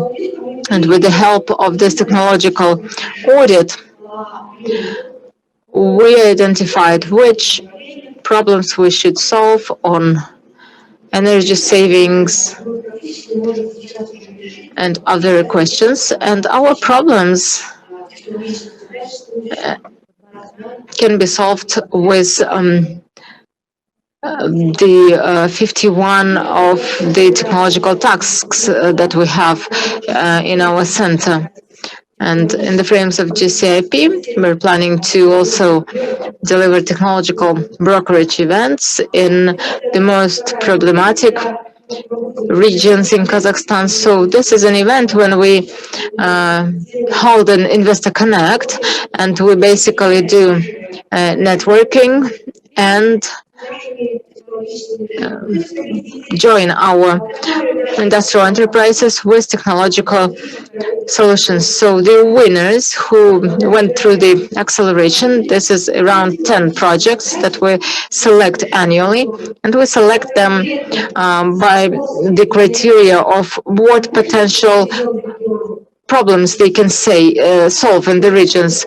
And after that, we take around 10 best startups to prevent their startups in the regions, and this could potentially solve climatic problems in the regions. And there are many different projects here. It will depend on what requests we will have from the cities and from the environmentally problematic regions. So one of the main objectives is creating an innovative ecosystem, which is the favorable environment for innovation and green technologies. And we are planning to create it through joining business companies, SMEs, government organizations, development institutes, and academy and universities in order to solve the problems of negative impact on the environment and decarbonization problems. And also I wanted to say that in Kazakhstan we have a very good legislative framework for the development of startups, commercialization of technologies, and the main achievement is the new environmental code that was adopted last year, and it introduced the green technologies notion and also determined the term the service operator for commercialization of green technologies. So this is what our center is currently doing. We also have very good law provisions that give the rights to entrepreneurs in Kazakhstan to protect their intellectual ownership. So the government guarantees to scientific organizations that they will be able to commercialize the intellectual property. That was a very breakthrough law in Kazakhstan, which allowed to start commercialization of startups of various technologies in Kazakhstan. In 2014, the law on commercialization was adopted and came into force in 2015. But this is still not enough. We have venture financing, crowdfunding, and other provisions. Also, according to our entrepreneurial code, our enterprises are released from taxes for 3 years, small and medium enterprises. I also wanted to show here on this slide that in Kazakhstan we have a lot of tools for support of startups in green technology sectors. We have commercial and non-commercial support tools, and at all stages of the project development and promotion, we have development institutes that support green technologies, and we plan that International Green Technologies and Investment Center and GCIP program will join all stakeholders so that it will be possible to support and promote green technologies and bring them until the full implementation, and that they will reach our industrial enterprises and they will solve problems of our industrial enterprises in the country. Here I wanted to say that actually the GCAP project is currently financed only with the financial support of GEF. Government is not financing, but there are contributions of the ministries that are ready to be provided in case the projects subject to acceleration will match the requirements of the development institutions in Kazakhstan. We have official letters that prove the intention of contributing to these projects. So you see that we have many partners that will be helping us to invest our green projects and will help us to bring them to the market. Ms. Bishimbaeva, could you wrap up, please? Yes, I'm almost done, so we can skip this slide. And this was the last slide where we wanted to say that the Global Clean Tech Innovations Program, GCIP, can be very beneficial to all parties.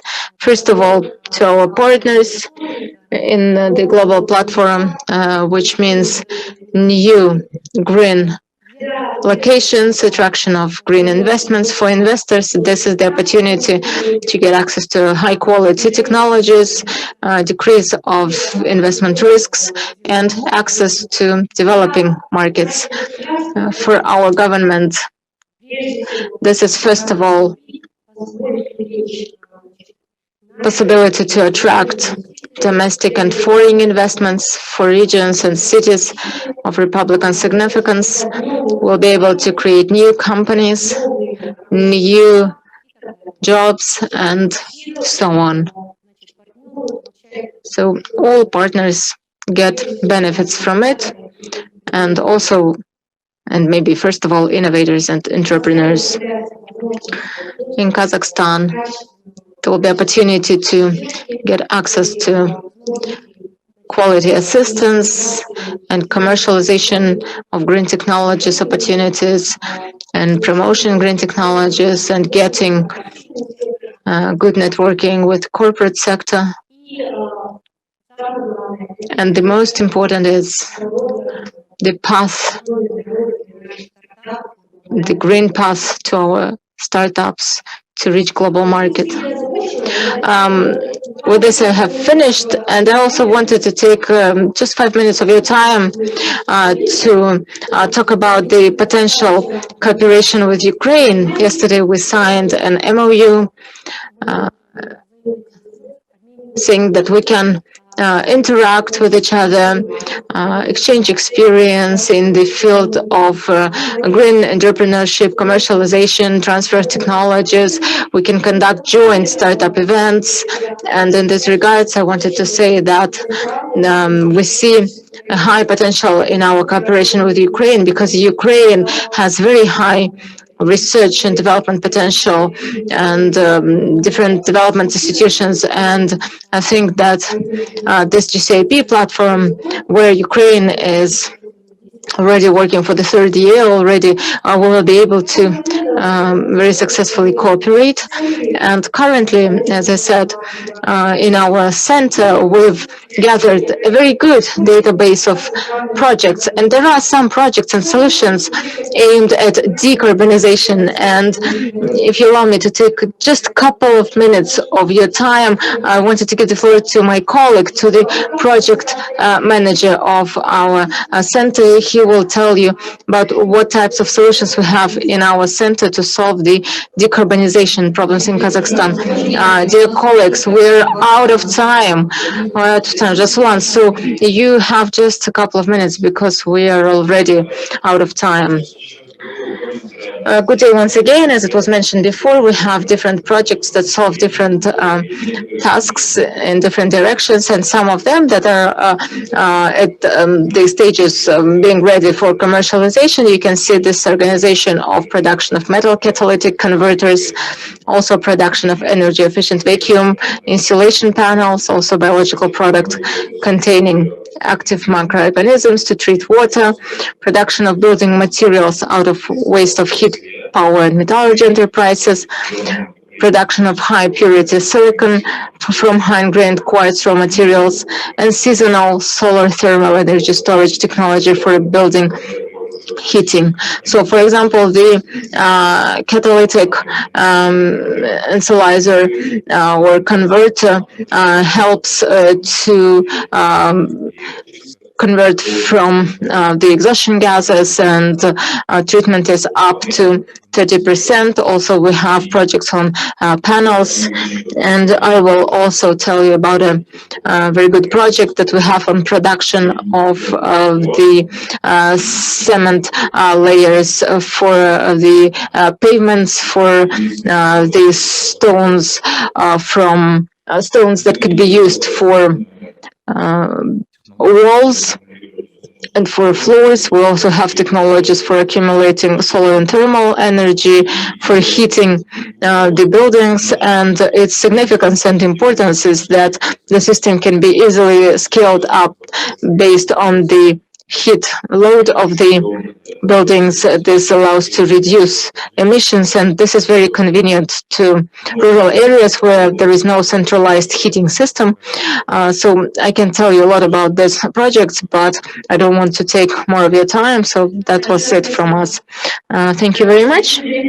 Unfortunately, we don't have time left for questions, so we had questions in the chat box, so we will provide them to you. And as for all of the contacts and materials for further study on this, I'd like to thank all of our speakers and panelists today. It was a very interesting and useful event. We had practical examples of projects and had good examples of collaborations or potential collaboration for Ukraine and Kazakhstan. And the last concluding part of our event today and the whole climate dialogue is the resolution that will be presented by Bahit and myself just now. So please, the floor is yours. Dear participants of the first climate dialogue, dear partners, offline we have just some people left, but we've got many participants online who are interested in conclusions of our forum. We have to say that for the 2 days we had very active discussions. We listened to the presentations of our international partners in the beginning of the forum and representatives of the government agencies. We tried to arrange our meeting in such a way to be able to present the opinions of all sectors, government agencies, parliament of Kazakhstan, international organizations, academia, education. But I felt that the business was missing in our dialogue, and I think that we have to invite representatives of business companies who are very interested in this issue of decarbonization, low carbon development. And we believe that via such intersectoral dialogue, we can develop the country program for the transition to low carbon development. You can see the text of the resolution in front of you. We will send it to you too. This is draft resolution, initiative of Green Academy and Climate Network of our NGOs for consideration and for your suggestions, and for the adoption and endorsement. Let me read the text, and I will ask Olga to help me Given that it's a dialogue between Kazakhstan and Ukraine, I will ask Olga to help me with reading the resolution. Participants of the first climate dialogue Kazakhstan-Ukraine, organized by the Embassy of the Republic of Kazakhstan in Ukraine, a Ministry of Environment and Natural Resources of Ukraine, Scientific Center Green Academy, Climate Action Network, with the support of UNDP, EU, CSCI, representatives of state bodies, academia, universities, business, NGOs, having discussed the reports presented by international experts, have adopted the following recommendations to the governments of their countries. Kazakhstan and Ukraine both ratified the Paris Agreement, in which it clearly set the goal of not allowing global temperatures to rise above 2 degrees Celsius and to make significant efforts not to exceed a global temperature rise of more than 1.5 degrees. In order to achieve this goal by 2060, countries have to decarbonize energy sector and show their readiness for climate neutrality through ambitious renewed NDCs. The government of Kazakhstan and Ukraine, in order to successfully implement a low-carbon development strategy, prevent lagging behind technologically, improve health, well-being and living standards of the population, as well as maximize the use of sources of international climate finance, needs to develop and begin to implement in the coming years a policy of just energy transition from fossil fuels to the use of renewable energy sources. Third, the main directions for the country's development should be, first, decentralized renewable energy. Second, improving energy efficiency in all economic sectors. Three, supporting small and sustainable businesses. Supporting small and sustainable agriculture, border adjustment tax, and transparent emission trading system. Let me give the floor to Olga Boyko. Thank you.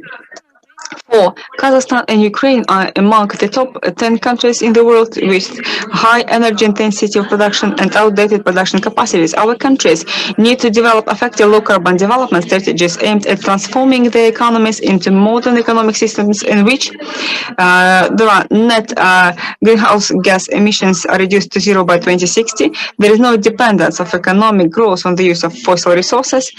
Protection, sustainable management and restoration of natural capital, health and well-being of citizens are protected from risks and impacts associated with the state of the environment and emissions. And also, the low-carbon development strategies should contain a package of necessary investments and effective financing instruments to ensure a just and inclusive transition to clean energy.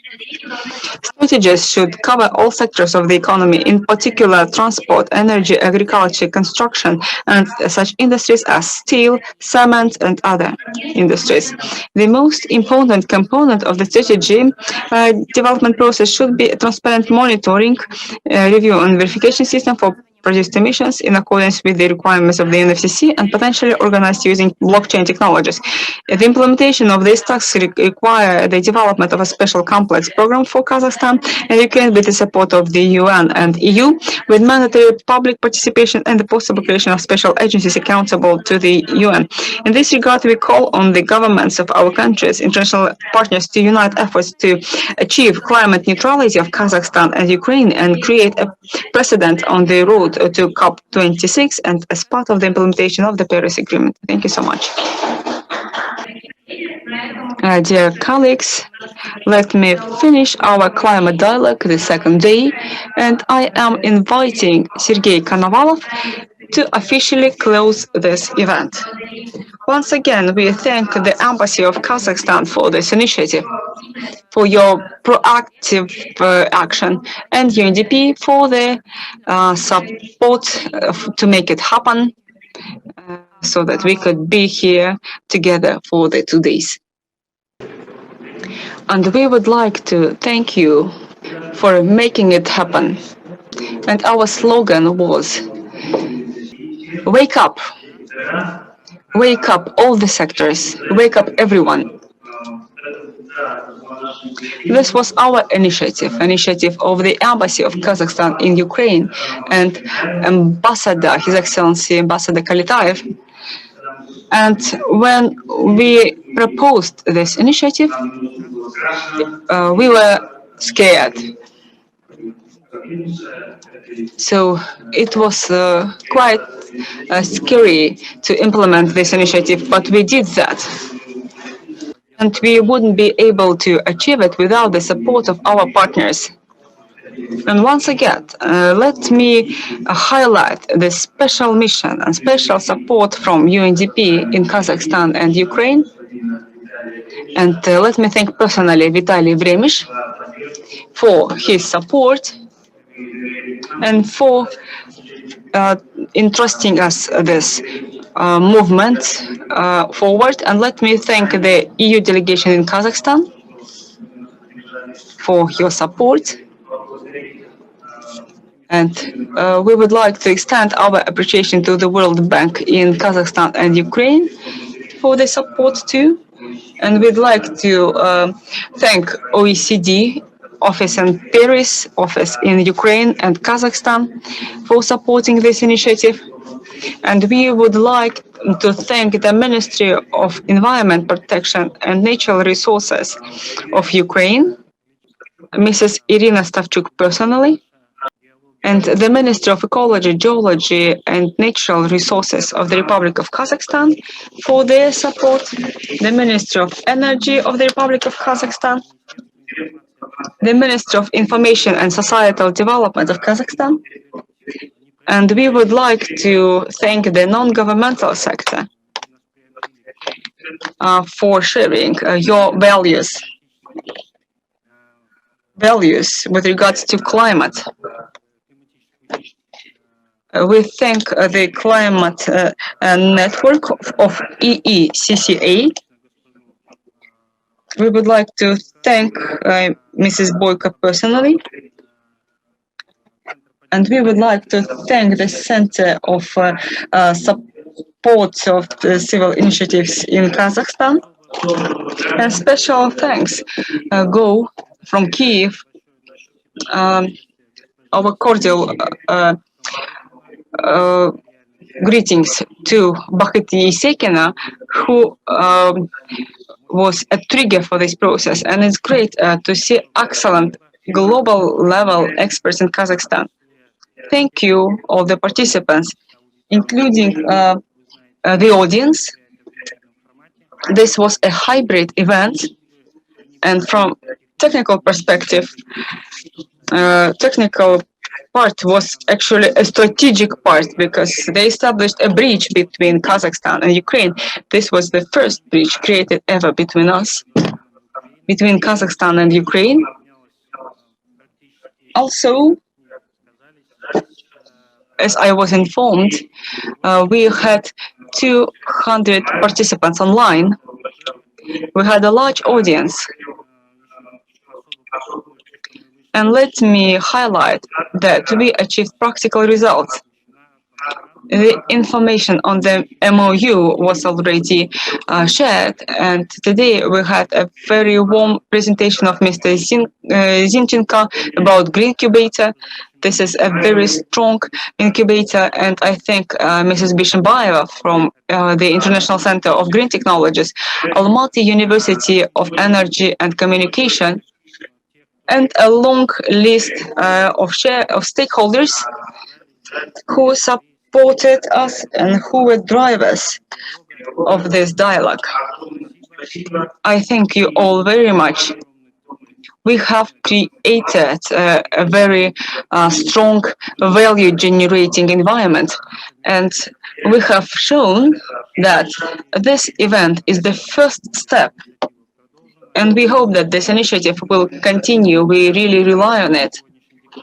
And therefore, today's resolution has got a very high importance for the Bonn conference and for the COP in Glasgow.